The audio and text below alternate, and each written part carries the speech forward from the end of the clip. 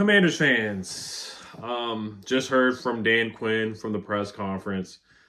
Nobody asked him about Marshawn Lattimore. I think they'll probably ask him about Marshawn Lattimore on Wednesday to see if he is going to practice. Oh, and shout out to BetUS. Make sure you guys sign up with BetUS. Use the promo code YouTube150 for a 150% deposit bonus match up to $2,000 on your first deposit using BetUS promo code YouTube150. Yeah, so that's the word on Marshawn Lattimore. He didn't bring up Marshawn Lattimore, but I'm just saying because I know it's on people's minds. But the main guys that he told about today were Austin Ekeler. So Dan Quinn said Austin Ekeler's tests last night came back good. He did go to the hospital. It was probably Prince George's Hospital because that's the closest one to the stadium. They came back good, and but Ekler will be in the concussion protocol. So too is Andrew Wylie. So Andrew Wylie is in concussion protocol. That's not good news. Trent Scott came in for relief as a backup. Brian Robinson is getting treatment for his ankle, and they will know more later in the week. So kind of good news for Austin Ekeler, but we kind of know that he's most likely not going to play, especially with him being carted off the field and everybody was on one knee. And he was knocked out cold, man. He was knocked out. He was laying out there motionless for I feel like a couple minutes because they cut to commercial. I think they cut to commercial. Everybody was on one knee and whatnot, and he was down. He was out, and this is his second concussion this season. I'm not going to compare him to guys that we've seen in the past for the Skins who have gotten concussions, like Jordan Reed and Vernon Davis. Like those guys were out for literally the whole season. Like Jordan Reed missed the whole season for concussions, so his situation is different. But I'm just saying, Vernon Davis missed basically 15 games, or it's 14 games for a concussion. Like he was out for the whole season. It was crazy. Like every week it was like, oh, what's gonna happen? What's gonna happen? And Vernon Davis missed basically the whole season that year, except for that one game that he played in. But Austin Ekeler, I would not expect him to play this week against the Titans. He already missed a game after the Bengals game for a concussion. I know Tyrone Tracy for the Giants, like he got concussed the week before he played us, and then of course he was healthy and 100% ready to go before he played us. But everybody's concussion is different. Same thing with Andrew Wylie. We just don't know. So Trent Scott has to be ready. I feel like they should sign a running back. Obviously, they're going to bring back Chris Rodriguez. They have no choice at this point. Michael Wiley's on the practice squad, but I still think they need to go outside of the organization or guys that have already been here and bring in a back to come in, man. And it might have to be a veteran, like a veteran that, you know, has been around the block. There was a couple guys I was looking like Latavius Murray. I'll probably make a video tomorrow talking about free agent running backs that they should take a look at, honestly, is to that point. Because B-Rob with that ankle injury, it was a nasty tackle, man. And if you want to say it was an illegal hip drop tackle, I mean, I wouldn't blame you for it. I don't know. They may fine him for it because it was nasty. It was a football play, but at the same time, he did drop back and land on B-Rob's ankle. And his ankle was under a Ziggy or whatever, Zigadue, or what, I'm sorry, I'm mispronouncing the guy's name, number 97 for the Cowboys. But it was a nasty tackle, man. His ankle certainly was under a Ziggy's hip and was under him. And then a Ziggy came up off of B-Rob and his ankle finally came up where he can move his legs. So, B-Rob has missed how many games this year? At least 3 games this season. So, and he missed a couple games last year. And he got shot, missed games. So I'm not going to blame him for being shot, of course. It was crazy that he survived and came back from that in the first place. But, he's missed games, man. He has. So I know a lot of people talk about drafting a running back. I mean, they're just going to have to anyway next year, this draft coming up. But yeah, B-Rob played 12 games his rookie year, 15 games his sophomore year, and then so far he's played 9 games, and we're 7-5, so he's already missed 3 games so far. So we definitely need to bring a running back from the outside. I feel like they're gonna work out some guys tomorrow, as they should. They definitely should work out some running backs tomorrow. They need to work out some running backs for sure. Wylie, B-Rob, Ekler, those are the only ones that he talked about. I know Tyler Biadasz left the game, and I feel like he came back, so he didn't give an update on those guys at all. He did not give an update on those guys. So I do have some PFF numbers here for you guys. I hate to say studs and duds after a loss, but Jaden graded out better than what people thought. And of course, a lot of that was because of the last 3 minutes of the game. We were down 20-9. Then he let us down. So we were down 20-9, right? And I'm just trying to remember how it went, man, because it's just insane to see how the game ended. Because it was 27-20. Like, I didn't even like that we kicked the field goal, but mathematically and time wise, it was smart to kick the field goal instead of being instead of trying to score a touchdown and let the clock run and drain the clock, and then we kicked the onside kick. So it was actually smart by Dan Quinn and the analytic team to kick the field goal and make it 27-20, and then Jaden made the Houdini crazy pass, and Terry McLaurin scampered off for a touchdown. It was tied. It was 20. Should have been tied up. But Austin Seibert, missed the extra point, and it was 27-26.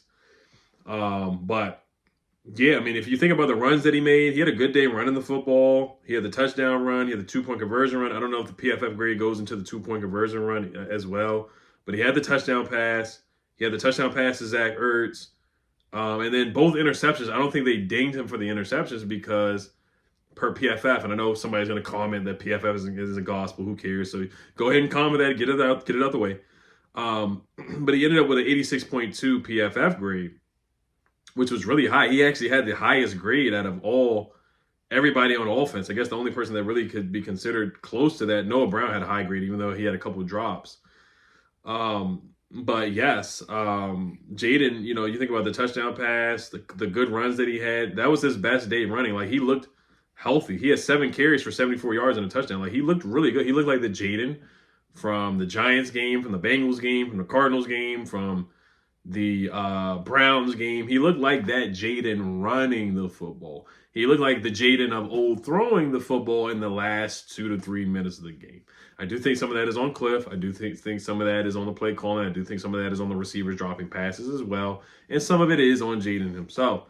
But I'm just saying that I do see where the 86.2 is coming from. Clearly that's from 86.5 actually. That's clearly from the last 2 minutes of the game.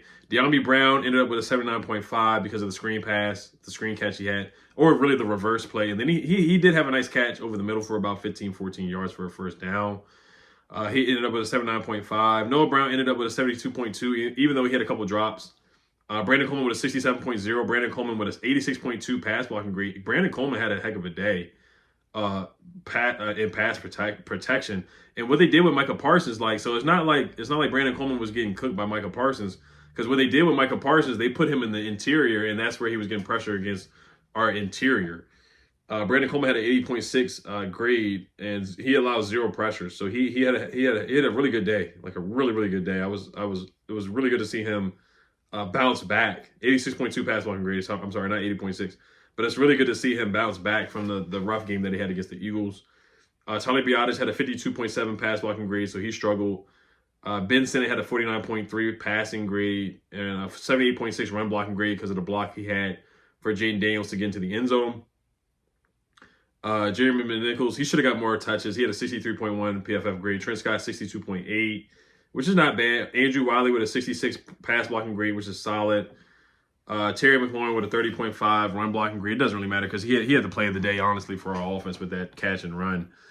Zach Ertz, 60.2 PFF grade. Brian Robinson, 59.7. Doesn't really matter because he got injured. He didn't play much. Luke McCaffrey with a 53.2. Nick Allegretti with a 28.0 pass blocking grade. So Nick Allegretti struggled. Sam Cosmi with a 56.7 pass blocking grade. So not his best day, 45.9 run blocking grade as well. John Bates with a 32.6 passing grade pass play grade because of the fumble. He was just, don't use him in the pass game anymore. It is what it is. Give those reps. If you're going to throw the football, give those reps to Ben Sinnott. If you're going to run the ball and you need blocking, give the reps to John Bates. Also, Ekeler, 34.1 passing grade, 43.5 offensive grade. So he didn't have his best day. Yeah, we really, they should have gave the ball to McNichols way more than Ekeler. That's where Cliff went wrong, in my opinion, as well. Defense, Sheldon Day had the best grade with a 73.6. Dorrance Armstrong, 71.9. Frankie Louvu, 70.2. Bobby Wagner, 68.3. Mikey Sanders, still 67.6. Michael Davis, 36.3 tackling grade. Deron Payne had a 26.8 tackling grade. I know a lot of people have been giving Deron Payne a rough time, and he just hasn't been as impactful as he should be going up against, rookie guards. And then also Sheldon Day had the better day than him with a 73.6 PFF grade. Deron Payne had a 63.9 pass rushing grade, which is not bad. Ben St. Just, where is he at? He ended up with a 54.2 coverage grade, which is not awful, but is below average. And he gave up a big play to a guy that I've never heard of in my life, in Jalen Brooks. It's just unacceptable. Fedarian Mathis with a 29.7 defensive grade and a 32.0 run defensive grade. So he was a dud for sure, except for the special teams punt block. He did a good job on that. He did. So a lot of people talk about it going for 2. I still believe that they should not have gone for 2. Is hindsight to say that they should have gone for 2. I didn't think that Austin Seibert was going to go out there and miss the kick, or the guy was going to botch the snap, Tyler Ott or whatever. Whoever you want to blame, I didn't think that was going to happen. If they would have went for 2, there's a good chance they could have made it, because the Cowboys defense was reeling at the time, and Jaden, you just don't know with his legs. You don't know what he can do. And he does have those Houdini moments like we saw against the Bears, like we saw with the Terry McLaurin pass. Like we've seen in the past many times, he's had a lot of Houdini moments where things look bad or things look dire, but he makes something shake and makes something happen. But I still believe that they should have kicked the extra point and gone into overtime. And I feel like we would have won, would have, could have, should have, would have won in overtime instead of rolling the dice. Because if we did not make the 2-point conversion, the same people would have been like, "Why did you go for 2? That's so silly. That's so dumb. You should have kicked the extra point and gone into overtime." So all the people saying we should have gone for 2, that's my response. Everybody knows what to say in hindsight. But when you're in the moment, when you're in the time, that's when you say we should have went for 1. But if he messes up, then you would have been going in on Dan Quinn. You would have been giving Dan Quinn the hardest time and saying he's a terrible coach because he went for 2 and didn't get it. So all the people saying we should have went for 2, you can believe what you want to believe, but that's a lot of hindsight in that from what I feel like when people say we should have went for 2. So drops have been a problem, guys, man. Like the first couple of weeks, where's the stat at? Weeks 1 through 7, we had 3 drops. Weeks 8 through 12, we had 10 drops. So the receivers got to be better. Special teams has to be better, man. Cannot let Kevontae Turpin return a kick for a touchdown. Just kick the ball out of bounds, Austin. That's what you got to do. If he's not capable of that, then maybe we do have to put Zane Gonzalez in there. So that's all I got for you guys today. As always, I will be back tomorrow. We'll be on with the Commanders Kings with my guys Tuesday night at 8 o'clock. We should be going live. If not, then we will have a video for you guys for sure. So let's see what happens with the running back position. They should be working out some guys. And I might be making a video about free agents that we may have to bring in. And it's not going to be no big name free agents because it's at this time of the year. But there's some guys that I feel like that could help this team at the moment. And we may have to draft a running back too. All right, you guys, as always, Hail Commanders. Keep your heads up, guys. We are still in this hunt, man. I know the sky is falling. Everybody's doom and gloom right now, but we are still in the thick of the playoff hunt. We are still the 7th seed. We just got to take care of business, man. There's some winnable games coming up. I know it's looking bad, but there's legit some winnable games coming up, guys. All right, you guys. Hail Commanders. As always, peace.